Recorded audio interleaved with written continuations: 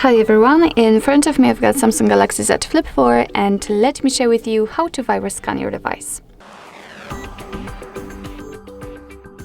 So first of all we have to enter the settings, and now let's scroll down in order to find the section which is called battery and device care. Let's tap on it. Now as you can see right here, we've got the device protection which is currently off, so let's enter and simply tap on turn on. As you can see, we've got the information that no threats has been found, but it's really necessary to tap on scan phone. And as you can see, right now we've been transferred to this, let's say, scanning section. And as you can see, your device will scan all of the apps, all of the processes which are currently on your device in order to find any malware, any viruses, any actually problems. So just be patient and wait until it will be finished.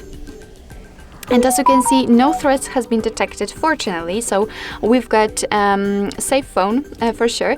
But no worries, if your device will find anything, so for example the viruses or any problems, it will list it to you, it will list it right here, and you will be able to do something with that, for example report or even remove the viruses.